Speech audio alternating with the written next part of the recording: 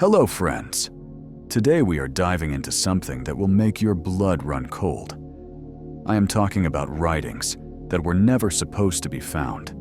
Messages from people who knew they were already dead.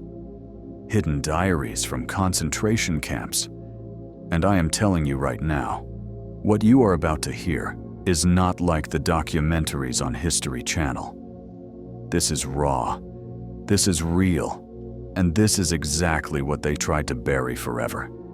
So hit that like button, drop a comment, because this story needs to reach as many people as possible. Let's go. Imagine this.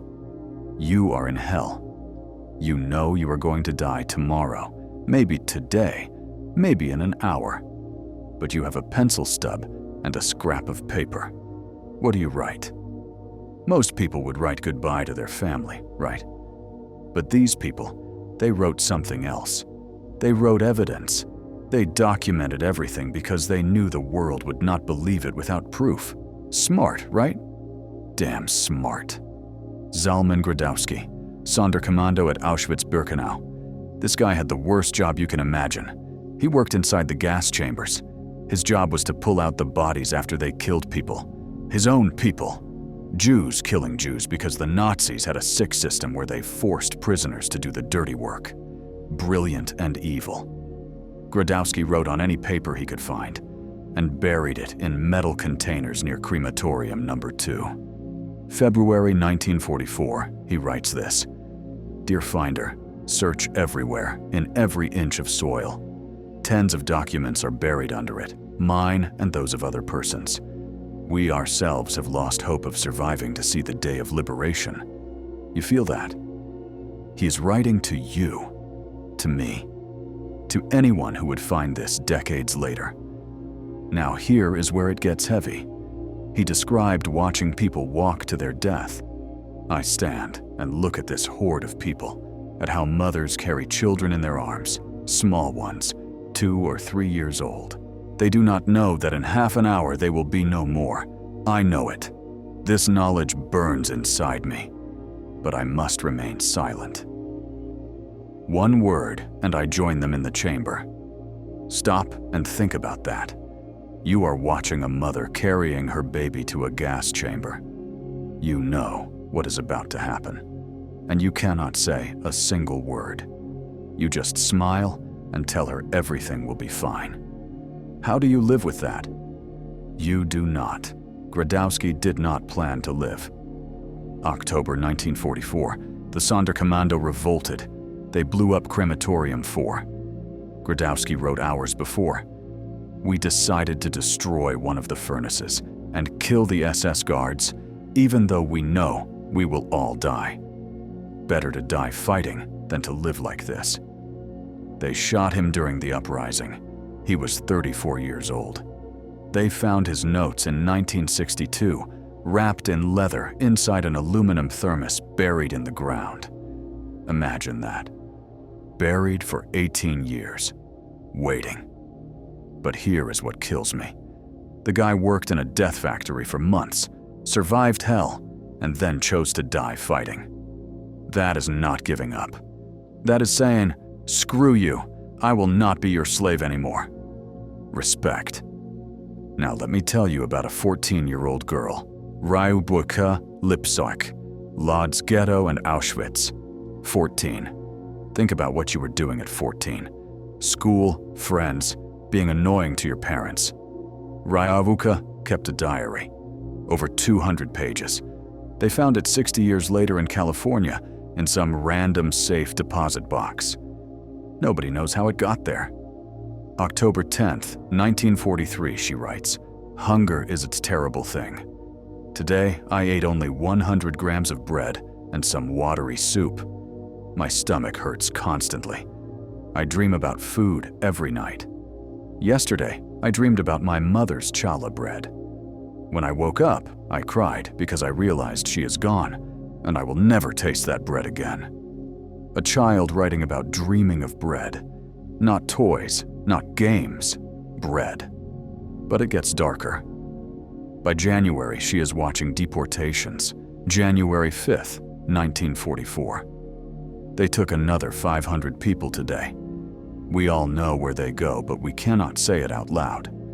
If we say it, it becomes too real. So we pretend they went to work somewhere else. We are all living a lie because the truth would drive us insane. Read that again. Living a lie because the truth would drive us insane. She is 14, and she already understands that sometimes your brain protects you by making you stupid. That is wisdom most adults never learn. March 1944, she is in Auschwitz. She is writing on scraps hidden in her clothes. March 23rd. I saw children thrown alive into the fire today. I cannot write more. My hand shakes. God, if you exist, why do you allow this? 5 words. I saw children thrown alive into the fire. I'm going to let that sit with you for a second. The diary ends there. Rywka survived the camps, but then she vanished. Nobody knows what happened to her after liberation. Maybe she could not handle freedom. Maybe she changed her name and tried to forget. We will never know. Her diary showed up in 2013, 70 years later, like a ghost knocking on the door. Now you want to hear something that will make you sick? Medical experiments. Anna Hyndrakova, Ravensbrück women's camp. Czech prisoner. She kept notes inside a hollowed-out bar of soap. A bar of soap. The Nazis would search everything, but they never thought to check soap. November 1943. Today they took 12 girls to the hospital block. Young girls, 16 to 20 years old. The doctors cut open their legs and inserted wood splinters, dirt, and glass to simulate battlefield wounds. Then they infected the wounds with bacteria. The girls screamed for 3 days straight. 5 of them died from gangrene. Doctors. Not monsters. Doctors. Educated men who took an oath to save lives. They are cutting open teenage girls and filling the wounds with dirt to see what happens. This was Dr. Karl Gebhardt testing sulfanilamide drugs. And get this, he did it without anesthesia because he wanted to measure pain tolerance. January 1944. They operated on 6 more today without anesthesia. They wanted to see how much pain a human body can endure before going into shock. One girl bit through her own tongue. Another had a heart attack on the operating table. She was 19 years old. The doctor was disappointed that she died too quickly. Disappointed, like she ruined his experiment by dying. They called these girls the rabbits because after the experiments they hopped around on crutches. The rabbits of Ravensbrück. Cute nickname for girls who had their legs destroyed by Nazi doctors. But here is what Anna wrote that hit me hardest. April 1944. We are not people anymore. We are numbers. I am number 23,412. When someone dies, we feel nothing. Yesterday, a woman hung herself on the electric fence. We walked past her body for 2 days before the guards removed it. Nobody cried. We have no tears left. You become a number. You stop feeling. That is how they kill you before they kill you. Anna survived. She testified at Nuremberg. Her soap bar notes were evidence. She looked those doctors in the eye in court and watched them hang. Now back to the Sonderkommando. Leib Langfus, another guy forced to work the gas chambers. He buried his testimony in a glass jar. They found it in 1952. September 3rd, 1943. Today I saw a mother die with her child. They were Hungarian Jews, just arrived. The woman knew what was happening. As they pushed her into the chamber, she held her baby tight and sang a lullaby. I heard her voice through the door. She sang until the gas silenced her. I will hear that song until the day I die, which I hope comes soon. A lullaby in a gas chamber. I do not even have words for that. But Langfus did not just write feelings. He documented the process like a mechanic describing an engine. Cold, factual, horrifying. October 10th, 1943. They killed 2,000 people in 20 minutes. We open the doors, and the bodies are tangled together, a mountain of flesh. Children are always on the bottom, crushed. The strongest fought their way to the top, trying to find air. We must pull them apart. Their faces are blue, eyes bulging, mouths open in screams that never came out. Then we search the bodies for gold teeth, rings, anything valuable. The SS stands and watches, smoking cigarettes, joking. Yesterday, one guard was eating a sandwich while we dragged out the corpses. Eating a sandwich. Just another day at the office. 2,000 people turned into corpses in 20 minutes, and this guy is having lunch. You know what Langfus did? Same as Gradowski. October 7th, 1944, he writes his last note. Tomorrow, we will fight. We have some weapons, some explosives. We know we cannot win, but we will not die like sheep anymore. If you find this note, know that we tried. Know that we resisted. Tell the world what happened here. Do not let them deny it. Do not let them forget. Next day, dead. Shot during the uprising. But his message made it. We found it. We are telling the world. Mission accomplished, Leib. Let me tell you about David Koker. 20 years old, Dutch student. Vught concentration camp. He kept a diary and exercise books and gave them to a nurse before they shipped him to Auschwitz. Smart kid. He knew he was not coming back. March 15, 1943. The worst thing is not the hunger or the cold or the beatings. The worst thing is watching yourself stop being human. I notice it in small ways. Last week I saw an old man collapse in the mud. 2 years ago I would have helped him. Yesterday I walked past him because helping him meant I might miss my soup ration.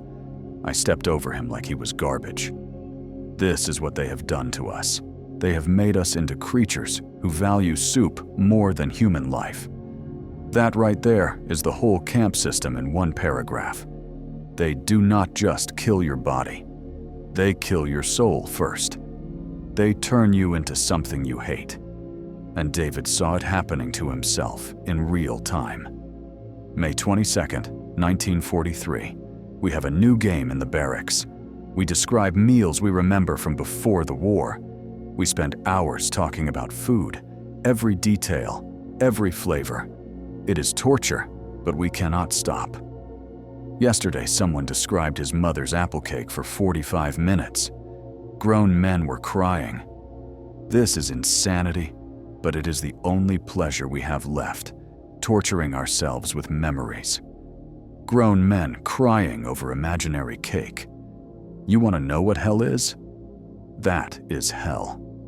But David was sharp. He saw through the Nazi system. June 8th, 1943. The capos are worse than the SS. They are prisoners like us, but they beat us harder to prove their loyalty to the guards.